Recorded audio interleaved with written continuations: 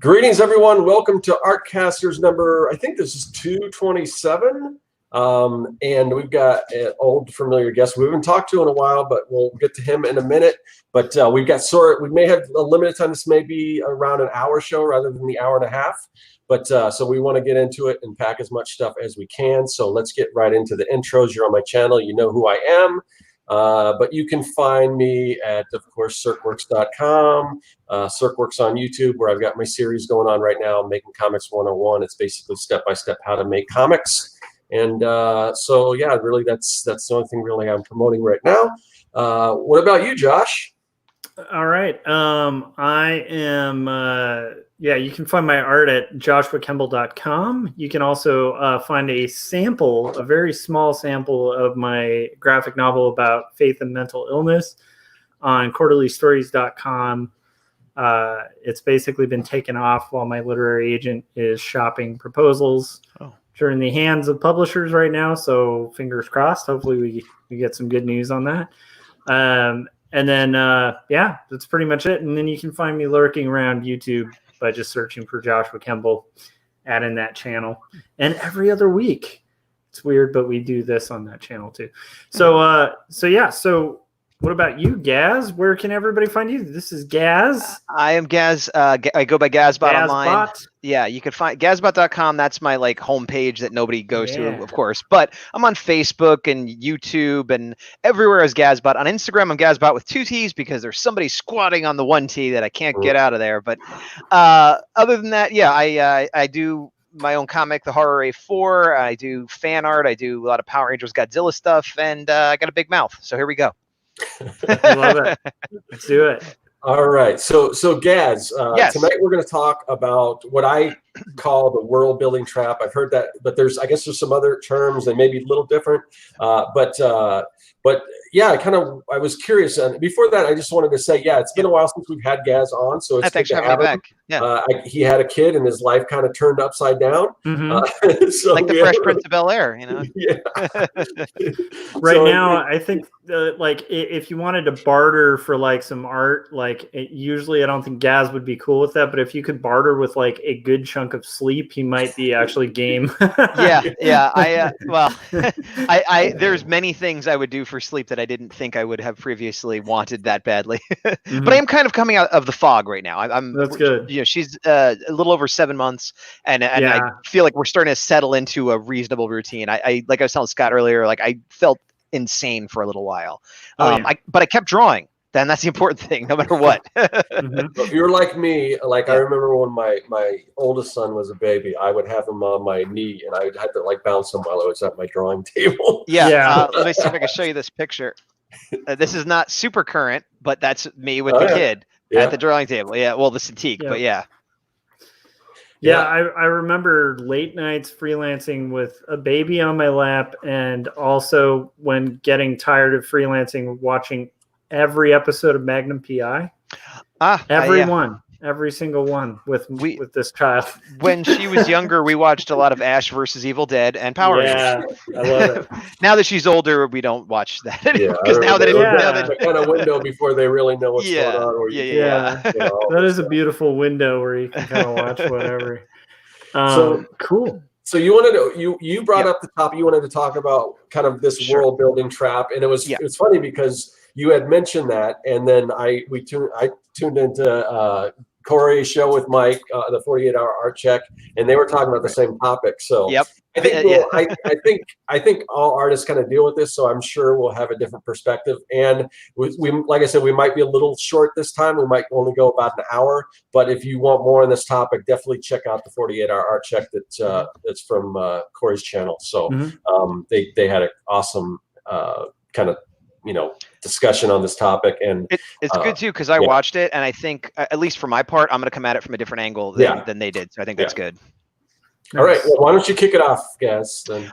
Sure. Well, this kind of came about. There's a video that was shared around. I think Mike Sykes might have been the one that shared it with me, but it was making the rounds by an artist named Humming Fluff, and she's a very good artist. I never heard of her before, but amazing work. And her video is titled "The Frustration of Starting Your Own Comic / The Self Fan Art Trap," and nice.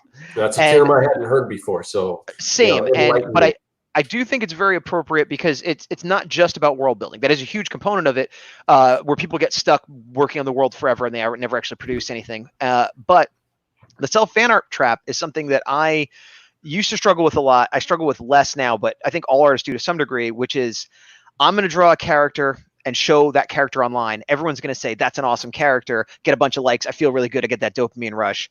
And then maybe I'll draw that character 15 more times. And maybe I'll draw their sidekick, and then I'll draw their car. And so it's about world building, but it's also about the showing all the cool stuff that's going to be in the project you're going to do. And not doing the project. And then maybe after 6 months of that, you're like, you know what? I got an idea for another character. And, some people, their whole feed of everything is just self fan art. It's, it's the same as if you did a bunch of Spider-Man pinups, but never drew a Spider-Man comic. The difference is, I think it's worse than unlicensed fan art. And I'll tell you 2 reasons why. One, whatever you think of the morality or legality of unlicensed fan art, you can make money at it. It's really, really hard to make money off of your own characters when you don't have a book or a comic or something to go with it. People will say it's cool, but they're unlikely to buy it, whereas they'll buy a Spider-Man. And 2, the other reason, which I'm now stalling because I've forgotten what it was, is that just likes and follows. You might get your friends and family, and a couple of people might see a cool picture, but if you hashtag Spider-Man, you're going to get a bunch of eyeballs on your work. So monetarily and social media wise, fan art that is somebody else's property can actually help you. Again, you may or may not want to do that. You may or may not think it's cool, but it objectively can help you. Your own fan art is not going to help you as much. And if it stops you from putting out your project or your product, I think it's way worse. Yeah. Yeah. Go ahead, Josh. When just reading the topic, it reminded me of a story I've told multiple times on here and the 48-hour art check, but it's like, I knew this guy, and I've known a million of these guys, but there's one guy in particular that always sticks in my head. That's this dude I knew in junior college who was working on this like epic, like Tolkien-esque fantasy novel. And like he was going to make it, he was a cartoonist too. So he's going to do this as like this massive graphic novel. He always talked about like an illustrated, like, Akira, like just this crazy, like, huge thing. And I'm just building this world, but it was going to be like fantasy.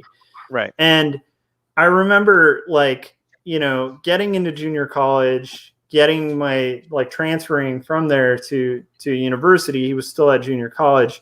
When I met him in junior college, he was like 12 years in junior college. Oh, wow. Working on his epic fantasy novel and carrying this bag. And so I just always like envision like this kind of thing that we're talking about, whether it's self fan art or whether it's just filling up like 20 journals of plot points and languages and like kind of playing Tolkien. And I always say this, like, not everyone is Tolkien, and you're not writing the Silmarillion. Like, if you're writing the Silmarillion, you're also a professor of linguistics at Oxford. If you're not a professor of linguistics at Oxford, spending years on developing this fake language for your fantasy story, it just may not be worth it, I'll go ahead and say it's definitely not worth it. Yeah. And I always just imagined it like he's just carrying this burden, like this giant burden that's preventing him from ever finishing. But, we can get into the psychology of it and stuff later, but I do think there's a reason people do it. Like, it's a strong visual too, the huge backpack full of tomes that he carries around for years. It's so And I mean, he wasn't lying. Like, there was a ton of this work. It just didn't lead anywhere. There was no thread. There was no plot point, but he knew what the houses looked like. He knew what powers the wizards had. He knew what like the dark elves were going to be like, and what the rules around the dark elves was going to be like. And it got so complicated that he did have like, and this is the elven language that I've developed and stuff. And once again, like I haven't talked to that guy in like about 10 years, but I will say about 10 years after meeting him at junior college, I did bump into him. And this is like after I had gone on, created like an illustration career, stuff like that. And the guy was still at the same junior college, filling that backpack with ideas. And that, like, to me, so that's the cautionary tale. But I always also preface it by, hey, who knows? Maybe that guy's the next George R.R. Martin or something. But yeah, I mean, he could be, but that's like the 1 in a million chance. You know, do you want to hang all your hopes on if this one thing I spent my entire life working on works out, I'm good? Like, I'd rather play the odds and put more stuff out. Because that's the other thing. Like, whose first thing, book, movie, whatever, is their best? Almost nobody. Right? I mean, I'm sure you could pull out an exception, but almost nobody. So it's always like there's a lot of bands' first albums that are their best. Right, but they may have they probably before that forever. There were other bands. That's why the sophomore slump is there, because all their best stuff, whether it was actually an album, they, you know, polishing it for 10 years.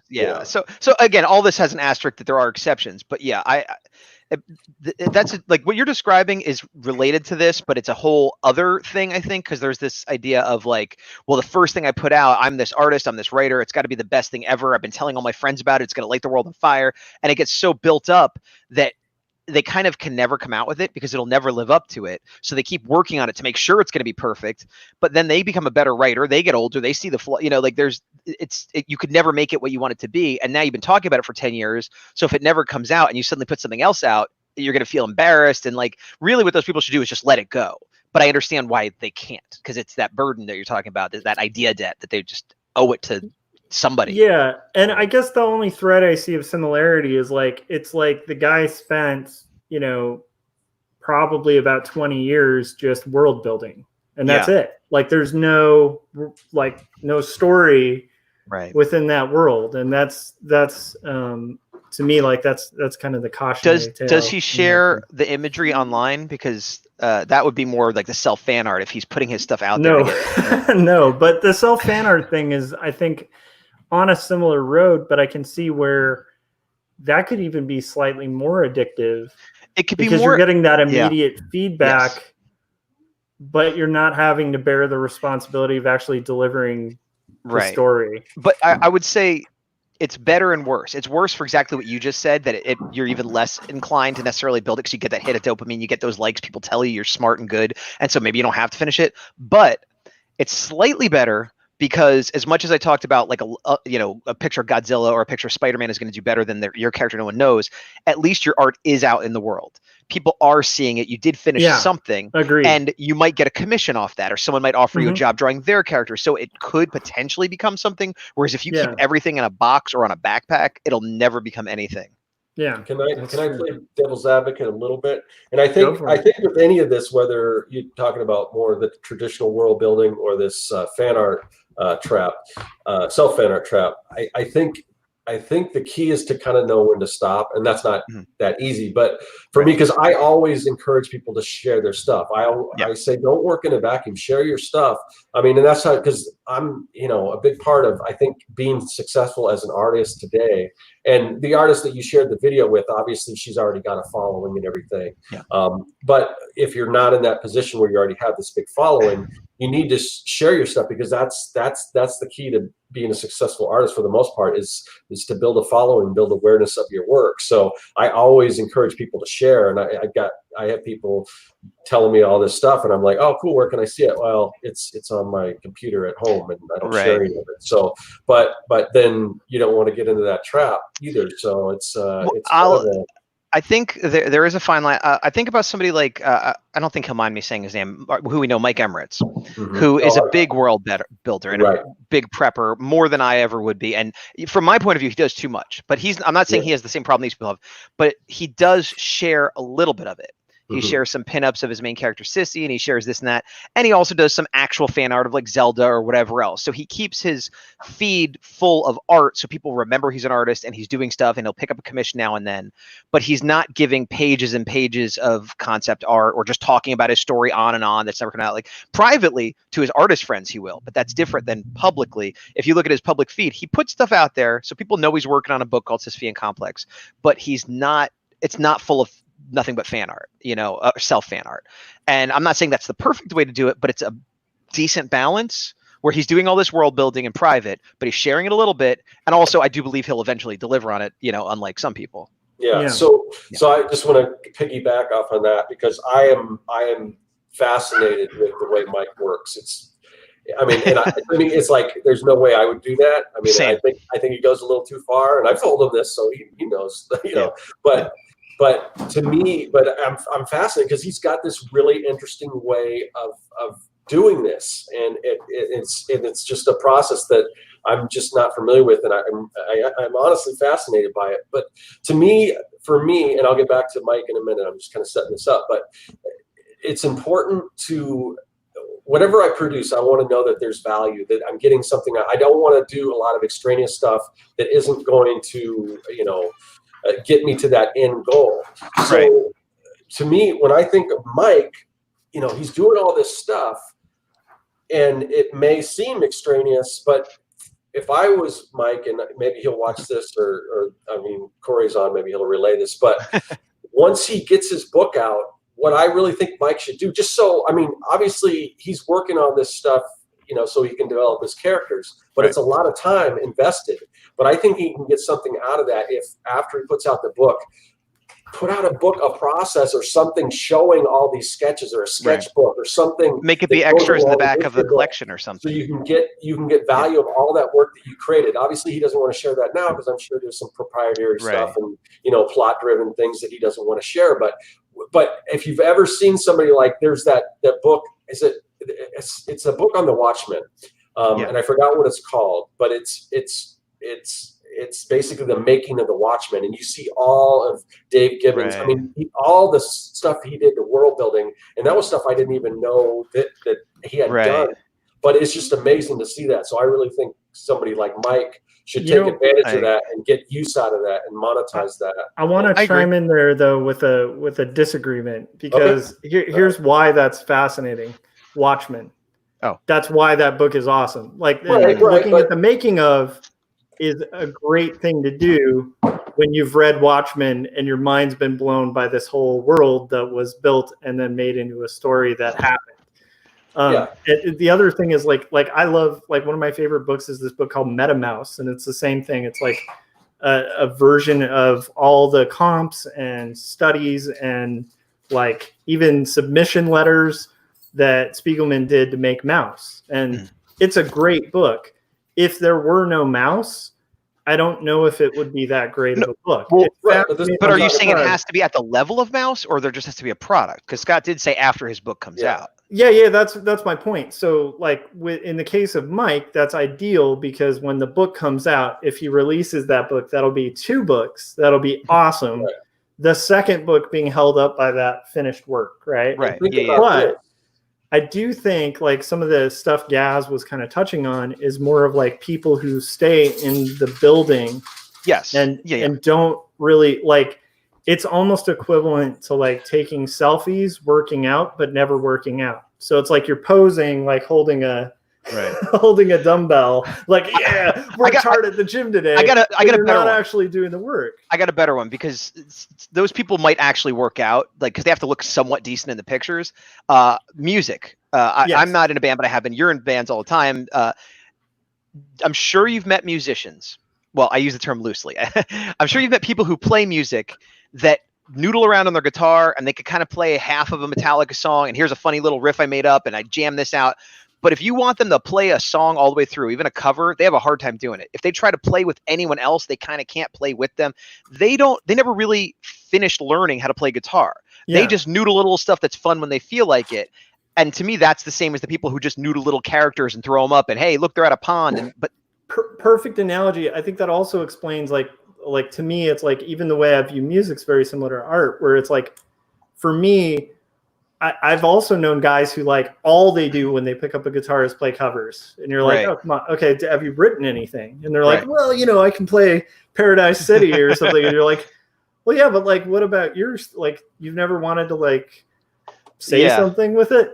To me, that's really off-putting. But then you're right. Like, this helps me kind of sort it in the way you were talking about it visually, because I admire that much more, though, than the noodly guy you're talking about, who kind of knows 3 riffs. And that's where I was saying, I'm a guitarist, and you're like, The guy that can play only covers is the person in Artist Alley that has nothing but fan art. Yeah. So they are producing, they are competent, they are an artist, but they're just, not very original. And so, yes, that is better than someone that just noodles around and never puts anything out. Like the greatest work of art that doesn't come out is always going to come in second to a piece of garbage that actually came out. Yeah. So this quote that you just threw up, I was just about to make that point, and I looked over in the chat and I saw that Corey already made it. But yeah, I mean, that is a way to get some use out of if you are somebody that does a lot of this, preliminary design and everything. You have all that stuff that you can use for Kickstarter rewards. So there can, just get use out of it. Just, absolutely. I mean, because a lot of this stuff just gets thrown out. But I love like making of books. I'm looking through that stuff all the time, and I know with movies and stuff, and and talking about Mike, I mean, that's kind of what he comes from. That's what and I think if you work with it that way, the way he does, getting use out of it is very smart, and it could be very interesting. Right. But I just want to be clear that I don't think any of us are suggesting that, hey, we should all do this work so that we have it. That is a waste of time. If you created it, yes, get use out of it, but don't go out of your way to create stuff just to have it. Because I've thought about that with my books. Like, I don't have a lot of behind the scenes stuff. Like if I took everything, it would be less than one floppy comic worth, but I'm not going to start creating extra just to have that. Right. Yeah. Because I try to be pretty, go ahead, Josh. No, go ahead. I was just going to say, because I try to be pretty efficient, and I'm like in a different situation. Because like with my book, there wasn't a lot of that, and it wasn't intentional. Like, oh, I'm too good to, I don't spend all that time doing all this world building stuff. But with Young and the Dead, it was supposed to be just like an 8-pager. It was this project called the Mini Comics Dump Truck, where you do a mini comic and you trade it back and forth through all these other people, another kind of Kevin Cross, creation. But so that was it. And I was thinking to myself, I had a couple different ideas, and one was, what if kids fought zombies? I'm like, that's simple. There's nothing to it. I could do an 8-page story. And so there wasn't a lot of this backstory. It was just me trying to do a simple story. But as I started to do that simple story, I found that there was more to it, and I started building on from there. But it was kind of, as I went, I started adding to the, to the I think story. that's a much better way to work. Yeah, but it wasn't really intentional. I mean, that wasn't my goal. My goal was just to do a real quick story, and then I ended up really getting into it. So. My book was supposed to be, again, a big giant monster and a teenage girl dealing with it, and it was supposed to be a 40-page one-shot, and now it's a 5-issue series. All of the books are over 25. It's like 125, 150 pages all said, and it was the same thing where it just kept growing, but and that happens to a lot of projects. They get bigger, but I do feel it's a lot easier to take a small project and it blows up a little bit than taking the world and trying to carve a book out of it. Like that seems way harder. Yeah, and I think it kind of depends, because to me, I'm a fan of like big projects, right? With my projects, I always aim for like relatively long books. And then like short stuff is all great for like paid work, but like when it comes to personal work, I want to tell longer stories. In order to do that, that does require some mapping out. It requires a lot of time and patience. And I'm not even opposed to like people sharing process. I mean, hell, I'm doing junk writing right now. I have nothing to share for my progress. And one way I keep myself accountable to making sure I'm hitting daily goals is just to make sure that I post my progress daily. Right. And so it's like, if that progress post has to be an obscured shot of a junk draft with like a glass over it, which is like half of what I've been doing, I don't see an issue with that, in the sense of like, as long as you're making the progress and you actually have a map, and that there is a semblance of finish. Because like, to me, I think that might be kind of the core of what the issue is with the sort of idea of like, here's my character, Sky. She flies through the night and does all these things. Okay, cool. Awesome. Thumbs up. We like it. Great. Okay. Here's Sky again. Here's Sky in her tavern. Here's Sky. Oh, so cute. And it's like, so cool. What a fun character. Who is Scott? Like, tell me this story rather than like forcing an image on me of that. Right. Like, the reason people love Mickey Mouse is because they've watched Mickey Mouse cartoons, right? And so they associate it with this character that's been in stories, and and then the branding takes off, right? There's a couple exceptions to that. There are characters like Mickey Mouse would become bigger than their stories, right? He was Right. the good example of that. Or characters like Hello Kitty, who the story just was made based on this cute character that sold like crazy. But the catch is, even with Hello Kitty, there was an end goal where it's like they were making a product, they were aiming to promote and market that product, and then it just became more than they thought. Yeah, based on that. So, well, I think with the people that fall into this trap, there's a lot of reasons why they might fall into it. Some of it is fear. They're afraid, if fear of failure 100. or fear of success. As long as you don't put it out, you haven't failed. Everyone thinks it's a cute character, everyone thinks it's a cool character, whatever. You have nowhere to go but down, kind of, in a weird way. You know what I mean? Like, which isn't necessarily true, but that's like the fear. The other thing could be some of these artists, many artists, aren't writers. And that's not a dig or a slam. Not everyone's a writer. And I barely consider myself a writer. Like, I'm writing now, but I kind of did a bunch of writing, kind of got my chops up a little, and I still doubt how good I am. But like, there are some people that literally have never wrote anything. They draw a cool character, and then they're like, oh, now I got to come up with a story. Having never written anything their entire life, what are they supposed to do? So they're like, oh, well, I guess how you write is I draw, so I'll just keep drawing different scenarios, and maybe this will be issue 2, and maybe this, and so, they're not consciously avoiding doing it, but they just don't know how or don't have the skill set to do it. And then the third, and there's a million reasons, these are just the 3 I was thinking of. But then the third reason is the whole honeymoon syndrome of, here's a cool character, it's fun to draw, everyone tells me it's great, I do that for a while, I'm kind of bored of it now. It'd be much easier to make a new character and get more new likes rather than, and what I see related to all of this, and I'm not going to call it any names because some of these people I'm friends with, some of them I follow, and nobody doing this is a bad person. These are, all of us as artists fall into pitfalls. I've fallen into these before. So I'm not trying to point fingers and say these people are terrible. It's more like, let's try to be aware of these things so that if it happens to us, we can get out of it. That being said, there are people I see that will have a character that they're going to make a comic for. Maybe they didn't yet. Maybe they did a page or two, maybe whatever.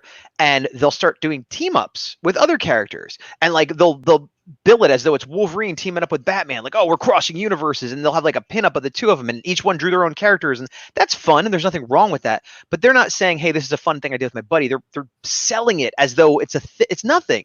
It's you had a fan character that you've done nothing with. So do they. They're roughly in the same genre. You put them together. Maybe, maybe somebody that does have a book, put your character in the background of one panel because you're friends with them. And now you feel like, I've made it. And like, it's this weird sort of like, everybody's clapping each other on the back as though they've all done it, when all they've done is share artwork with each other, and none of them have come out with any real product. You know what I mean?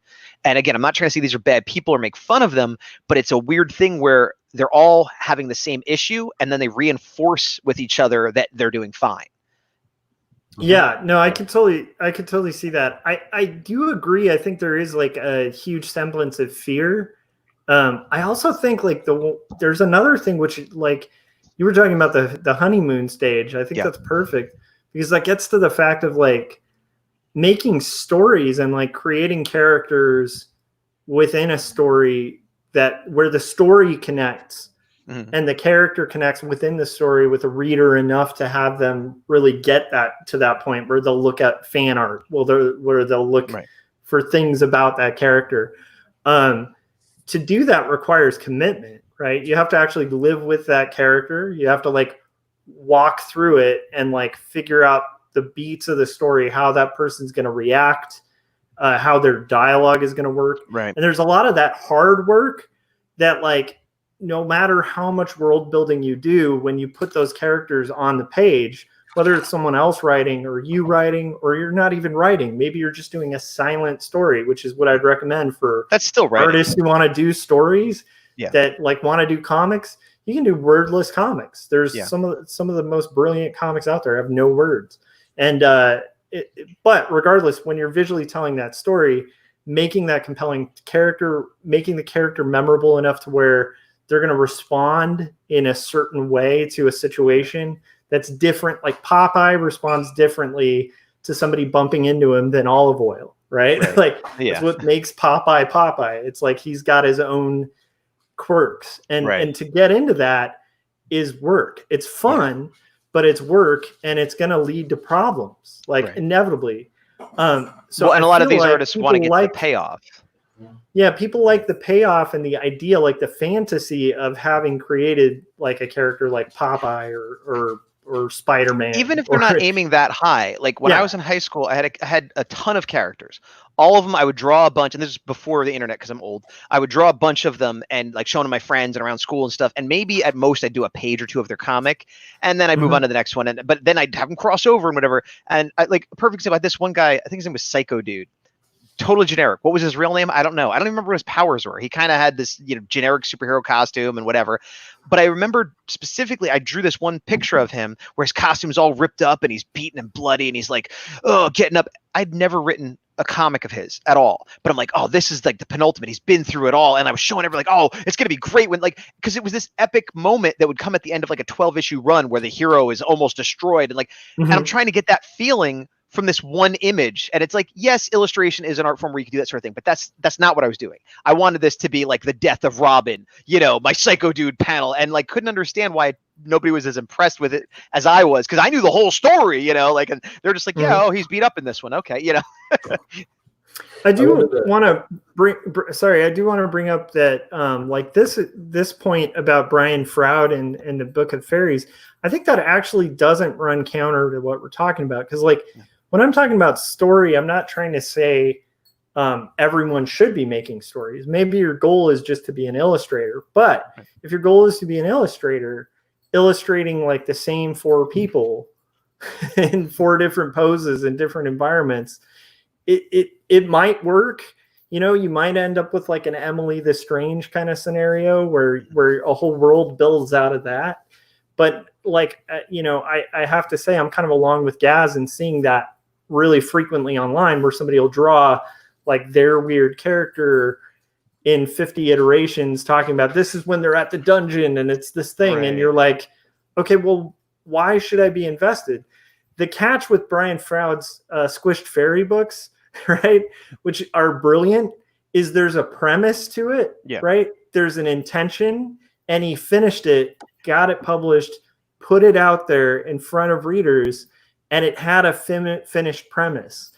Same with and that's the most important thing. Finished.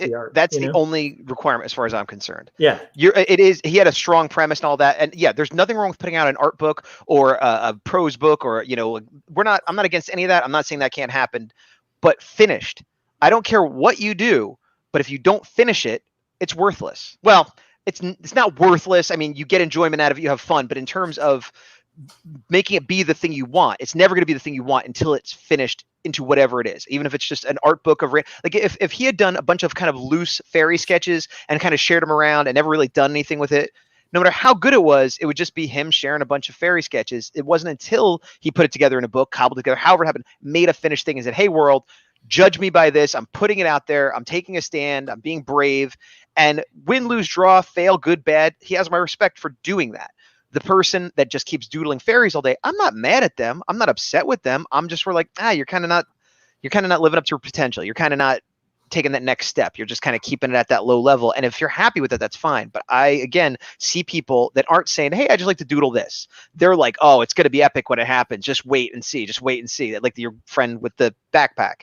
And the more they say wait and see, the less likely it is you're going to see it, which I'm going to ramble on one more thing I wanted to say real quick. I've said this before, and it's something I found very true of myself, and I think it's true of a lot of artists. Even if you're not drawing it, there's I hate to get philosophical or whatever, but I'm just going to use the word juice. There's a juice to ideas and to concepts, to a story. You have an idea for a story, a character, whatever. There's a certain amount of juice in it. You get excited about it, and you can't wait to do it.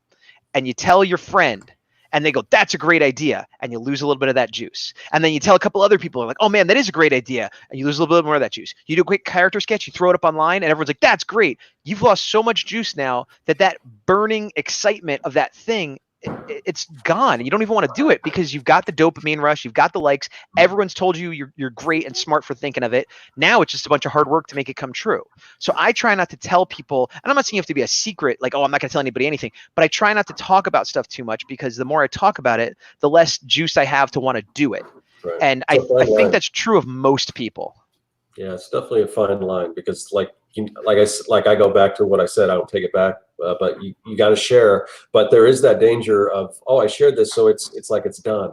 Right. Yeah. I wanted to go back to another comment that Ryan made about us kind of. Yeah, I mean, I mean, for what Ryan's doing, where he's doing the art dolls. I mean, that's the product. I mean, obviously he's delivering a product, and there's a story behind that.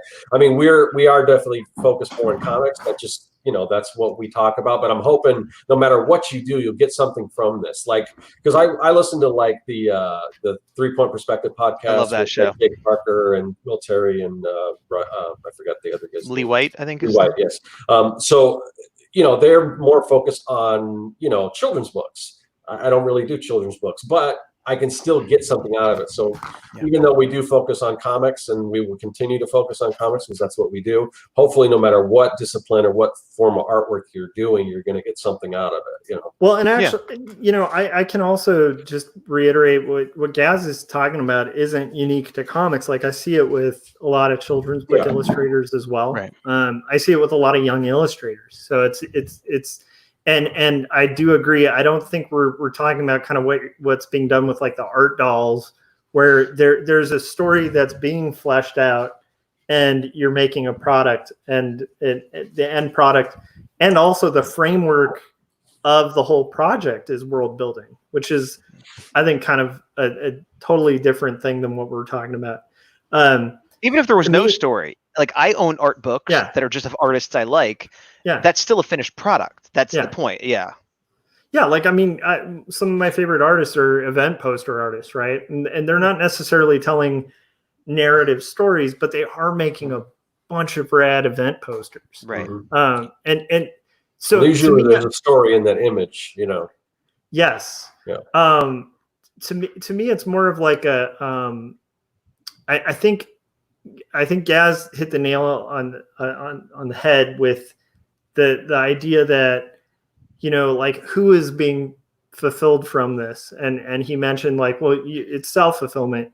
And at the end of the day, like a good question to ask when you're doing art, and this is going to sound crass, so I guess, trigger warning or whatever if somebody's young, but they say this in art school all the time. There's a difference between making art and masturbating.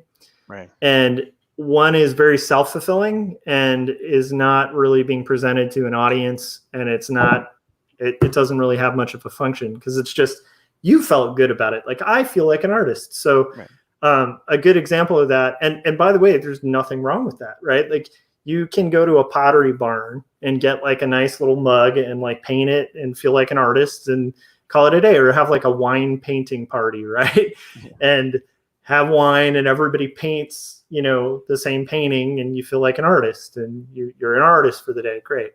But, there's a line between that and art in my mind, and maybe that makes me a snob, but it's like, but I think the big line for me is it's not just self-consideration. Like it needs to actually be viewed and judged by peers. And not just peers that are like pat you on the back, like I love your stuff, man, like your relatives or whatever.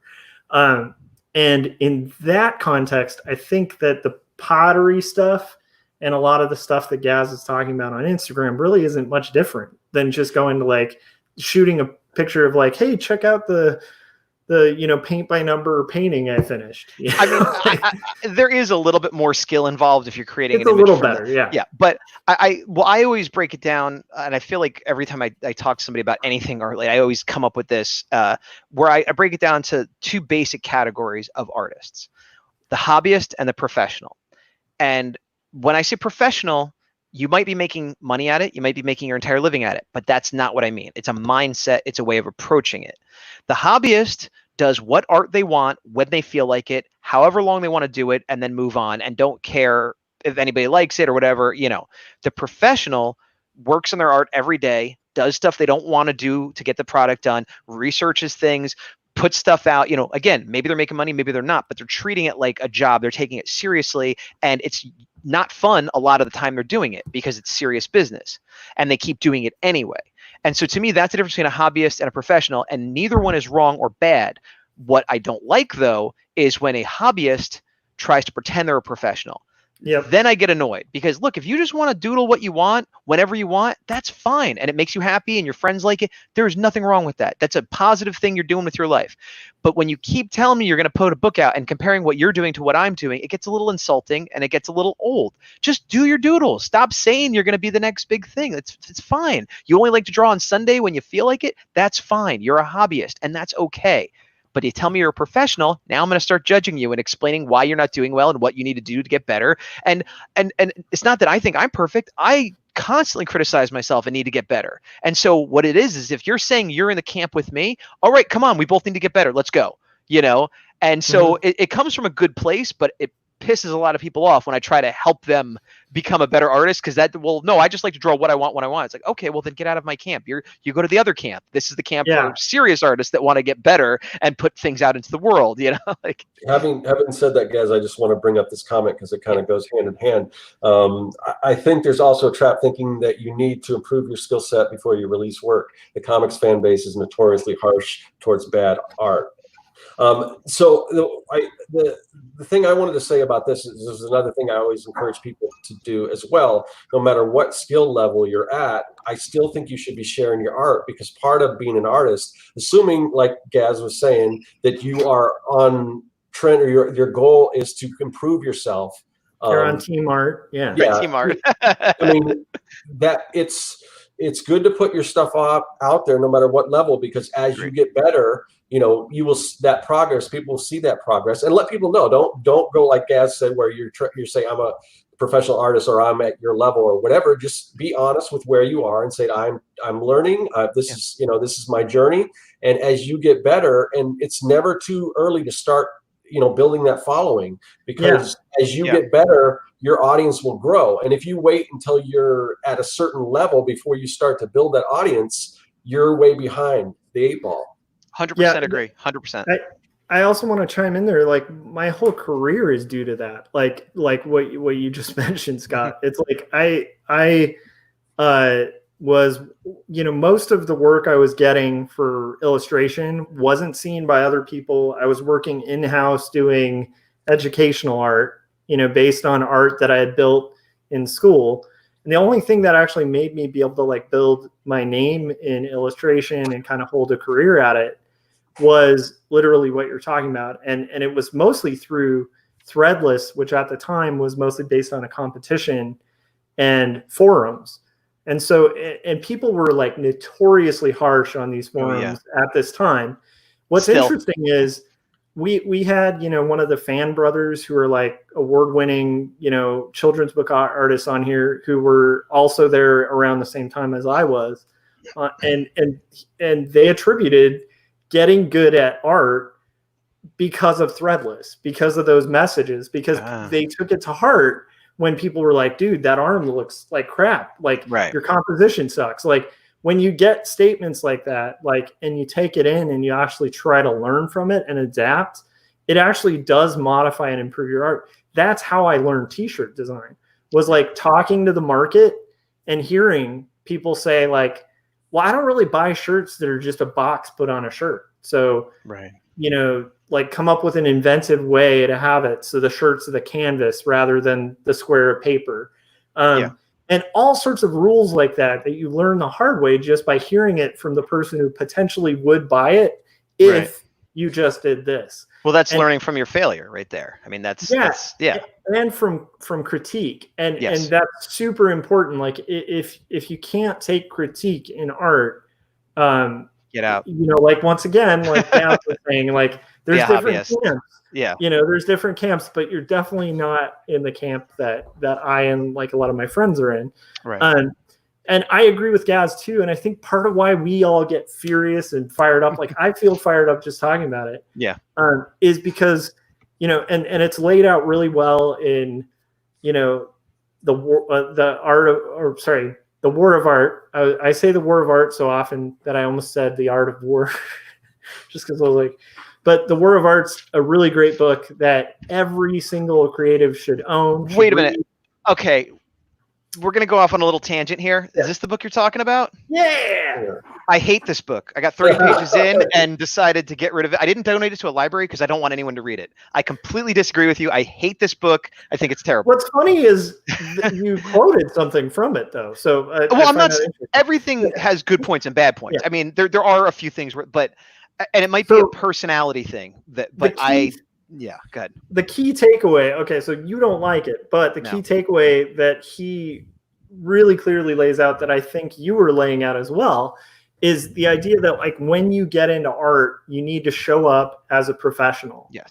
And if you're not showing up and doing the work as a professional, you're not allowing for the muse to happen. You're not allowing for the ability to get hit by inspiration and the ability to improve your craft, because you're not treating it like a professional. So it's like almost like getting on a basketball court and expecting to like shoot a 3-pointer without ever practicing. Like if you practice a lot, you get to play basketball at a level where it seems like magic when you're doing it.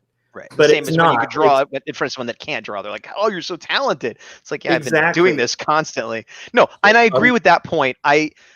I don't disagree with the basic message of the book. I think I don't like the writer and their style, and it gets a little too touchy-feely, like weird, mystical. Like I don't know. It's like, he anthropomorphizes resistance as this thing. It's like, get out of here. It is a thing, man. Well, but this I say it's a personality difference, because we agree in principle, but I don't. But we agree on like this is what we should do, and this is the problem. Whatever.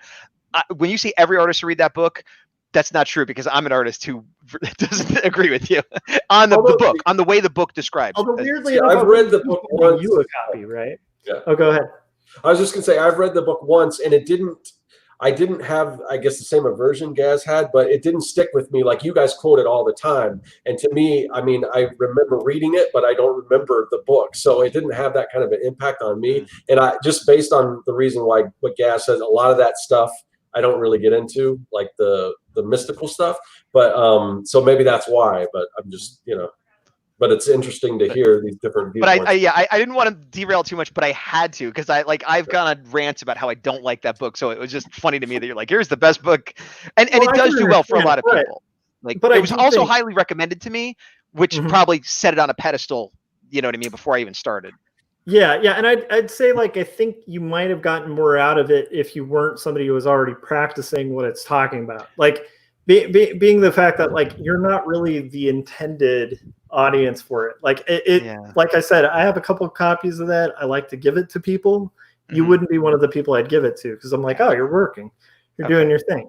Same with Scott. Like, Scott's already productive, already working on his stuff, already kind of making his visions happen. So it's like, I guess that's true. I wanted a more of a nuts and bolts, because like, even though I'm working, I struggle with things at sometimes. I struggle with inspiration or how to learn certain things. And so I was like, okay, this is going to help me push through the hard times. And it was just a lot of like, make sure you work. And I'm like, yeah, I'm doing that. But like there was no concrete, like, it was all inspirational, no objective, like, I think markers that you try to work on. The most important objective marker was to set a time, do the work, set up your environment so you can do the work, and just do the work. And that's where it all happens. And I 100% agree with that.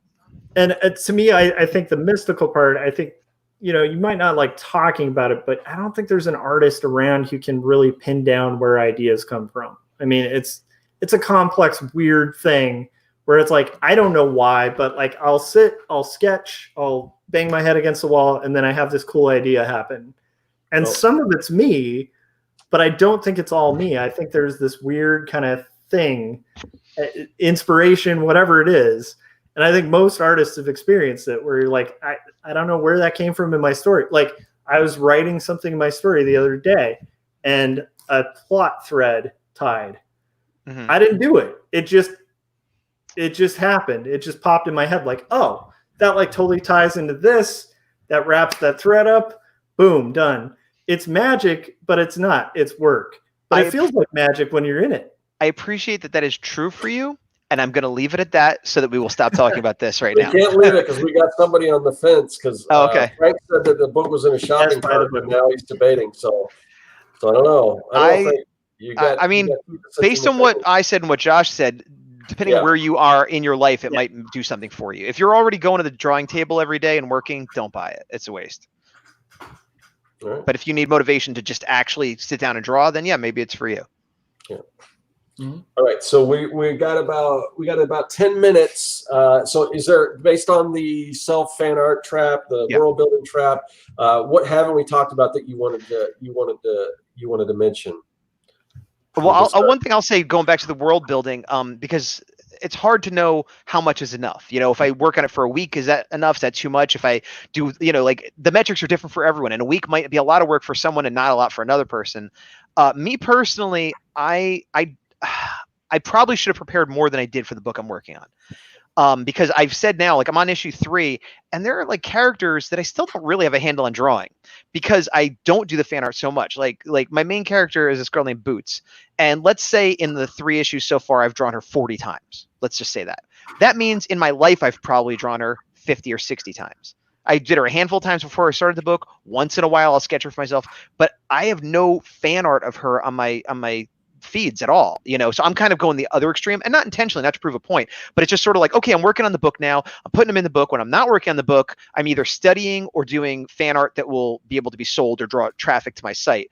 So I could have stood to do more work, but I feel that it's better to be underprepared and get your project going and figure it out as you go and maybe be a little rough around the edges than to just be over prepared and prepare forever and forever. And even, you know, you might never come out, but even if it does come out, if you spent a year getting ready to do a 30-page comic, that's too much. It's just too much, you know, and I would much rather have a little bit of a hard time getting the character designs right, or oops, I forgot what this town looks like, and figure it out real quick, because at least I'm making the thing. I'm halfway through the issue. I'm halfway through the page. I'm halfway through whatever, as opposed to trying to figure out everything you need to know ahead of time, which again, even if you eventually come out with it, which is good for you, you still might end up doing so much work that you don't have to do. Yeah, I'm mixed on it. I think I agree with you, and I have a similar method. I like to meticulously plan, but I don't like, if I'm going to have a background character, I'm not going to do like 50 different turnarounds of that character. I'm going to draw them in the background, and then if I need them in a background again, I'm going to take a look at that panel where I drew them and go, how the hell did I draw them again? Backstory is and all that other stuff. You know? Right. Yeah. I mean, not everyone has to have a backstory, you know. And I agree with Gaz on the idea. Yeah, I agree with Gaz on the idea of like building that out eventually too. Like, you know, some of the funniest like cartoons that have been around for a long period of time will take a background character that was like nobody. It was just a character they just drew walking in the back of a scene, and suddenly they become the main character of a show. Yeah. That can always come up if you continue the story. And that can't happen if you've already written this. Yeah. Yeah, to do it backwards. And also you're limiting yourself from hitting, you know, those beautiful moments of the muse and inspiration that Stephen Pressfield so beautifully lays out. By the way, Corey did point out, Gaz, you might like the book less because you didn't get to the going pro part. You know what it was? I disliked it almost immediately, and I kept saying, all right, I'll read one more chapter. All right, I'll read one more page. And at some point I'm like, how many one more pages am I going to give this guy before I give up on it? But we don't need to keep going over the book. It's not for everybody. It is for some people. Okay. Gotcha. All right, Scott, what were you chiming in on there? Oh no. What was I going to say? It's escaped me. I don't remember. Sorry. Well, I'll throw something out. I got something to say. You think on it. Going back to preparation, the one thing, if you're only going to do one thing, and of course this is my opinion, but I feel strongly about it. If you're only going to do one thing before you start going, is to have a script. For me, I like it to be completely done. I understand not everyone works that way, but as long as you have an outline script of beginning, middle, and end, and especially end, to me, that's the most important thing. More important than character design, because so many people will even do a book or half a book or whatever, and then be like, I don't know where this is going or how to wrap. They just have an idea for a cool character, and like, oh, she's this angel that's fighting against heaven, but she's using technology to do it. That's great, but they don't know what happens after the war. They don't know how it ends. And it's like, and they get, oh, we're 50, you know, like whether they make it or don't make it, and I felt, me too. It wasn't until I wrote the ending of a story that I actually started making the story, because whatever else is going on, there's a goal and a finish line, and it's already set. There's no, I mean, and things might change along the way, but like when it comes to how much or how little to plan ahead, if you don't know the ending of your story, I think you're making a huge mistake. Yeah, and I definitely have the ending of my story. It's all planned out. That's one thing that I know. It wasn't that way when I started. I was probably a couple issues in before I figured out exactly where it was going to go. But Right. for a while now, I've known how it's going to end, and it helps moving towards that. But one thing that I do sort of remember, I remember what I was going to mention was that, when you sometimes, some planning is good. Like and again, you said that balance. But I know when I work on a story, I might get to a point where I might say, oh, I needed to really introduce something back here in this first issue to do what I need to do now. And now it's like, oh man, what do I do? But it's not a bad problem to have, because there's always usually a creative way to get out of that. You just have to mull it around and like, oh, I did. So if I was smart ahead of time, I could have introduced this thing that would have helped me out here, but I didn't. So I need to find a creative way to solve that issue. So right. Yeah. You like retcon your own book. Kinda. Yeah. But it's not really retconning, because no one really knows what. Only you know. Well, I did a thing like that recently in issue 3, which I was talking about privately, which I won't get into, but there was an issue that came up, and even though my book was scripted, like dialogue, everything, the entire thing, still something came up that I'm like, this doesn't quite make sense, and I wasn't even sure if people would notice it, and I put in one extra panel in the beginning of this issue where I talk about it, and it makes sense, and probably, like you said, no one will ever know that wasn't meant to be there. No one will ever know, but I know that I retconned it. I know that this was not something that was going to be there, that I put in to make it make sense later. So there is a bit of fluidity, even with someone like me that has the entire scripts written out. Yeah, and I agree with like the idea of like mapping out a full script, and also I would say like your full story arc is so important when you're working on the project before you even get into the script, like a lot of the time. Because the neat thing is, like when you're in that process of kind of like writing like on a chapter by chapter basis rather than the whole book, it's easy to get lost, especially for someone like me who rambles, right, on tangents and kind of end up on a side road and forget the main path. Right. And the key to completion is don't forget the main path. Like whatever road, like whatever the end destination is, that should be what you're aiming for. Like that's, I think, what's so troubling about the kind of random self fan art, where it's like, if your end goal is that story that you constantly are talking about, where is that story? And if it's going to take you, like for me, it took 5 years to do my story, but I finished. And it's going to probably take like 2 or 3 to finish the next one, but I will finish. The reason I know I'll finish is I've finished 2 graphic novels already that are over 100 pages. If you haven't finished like a 20-page book and you're talking about the 20-page book, and then you're still talking about it, and there's 50 fan art things of it, it gets suspicious. And once again, it feels like you might be getting lost in the woods. And so that's why like having an overall structure is good, because like when I'm writing, if I'm like, I know that this is the point where it's right after the climax of the story, right? So I've hit that. Now I need to de-escalate the story, right? And I start meandering on a road that's not kind of doing the lowering action, right? Or it's not like a little sub-rise action and lower. I'm like, okay, I've kind of lost the path. I gotta, that's good for junk writing, but I gotta get it back on the road. Well, and that's true. I can hear certain people saying like, well, yeah, but my character is like kind of like Superman, where it's going to go on and on forever. It's not this one, like, and so how do I know the ending? The ending is 2 things if you have an ongoing character. Well, first of all, if you're an independent comic creator, unless you're Dave Sim or something like that, it's very rare that your comic goes on forever. But I'll bite and say, okay, fine, your comic's going to go on forever.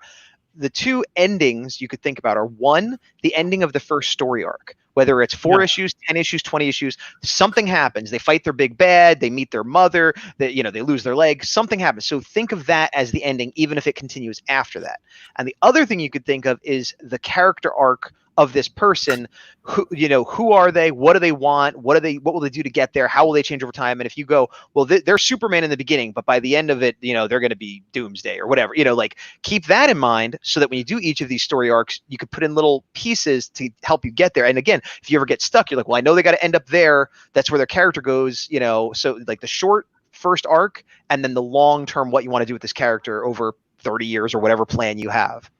Yeah, that's good advice. So do you want to put a pin in it there, and then is there anything else you want to mention before we kind of do our rounds at the end? Well, I had this other note. I'll just say real quick. It's somewhat related, a little bit tangential, but just going back to just start doing it.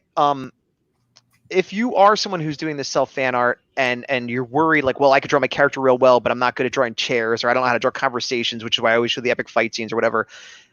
Just do it. Because when you draw a panel, the next panel is going to be easier. And when you draw a page, the next page is going to be easier. When you draw a whole book, it's still hard. And you're going to look back and you're going to be like, oh my gosh, this is still terrible. And you get new challenges, but everybody learns from doing, some more than others, but you could study all day, every day. And until you actually do a panel, a page, a book, you're never going to know what you don't know and what you need to know.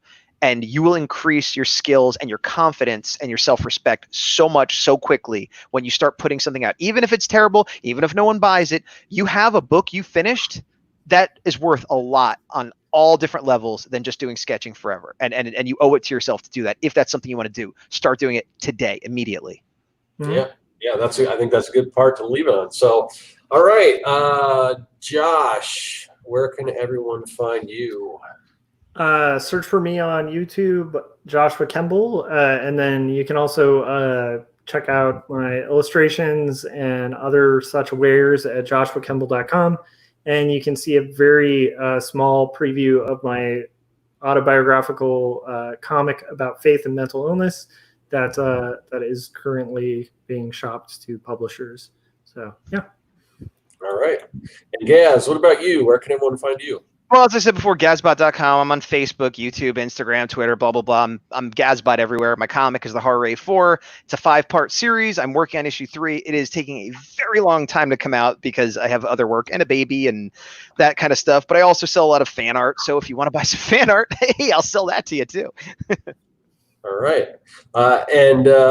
So, yeah, you can find me at circlworks.com. You are on my channel, so that's where you can find me on YouTube. And this show that we do every week, but it kind of bounces back and forth between Josh's channel and my own channel. So if you want to know whose channel we're going to be on, what time we're going to go on, all that stuff, the easiest way to do that is to join our newsletter. We don't spam you or anything like that. All we do is usually about 30 minutes ahead of time, we send out a newsletter with a link, and you can click on that. You can find where we are, because YouTube doesn't always notify people. So that's how that works. And also, before we go, I just wanted to thank the chat. There's a lot of great stuff going on in the chat. So thanks for all the comments. I know we didn't get to all of them, but there was some good stuff in there. But we best. But yeah, we're at kind of a time crunch because Gaz has a kid and he's got to get some sleep.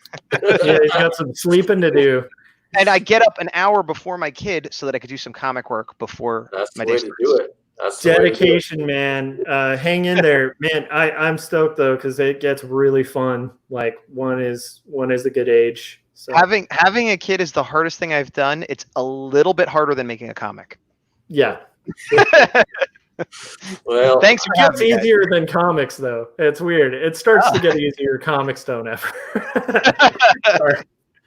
I can speak from experience with 3 of them. Now that they're older, it's definitely easier now. But, gotcha. So comics are back to I do miss some of the younger days. So just cherish those moments when you have them.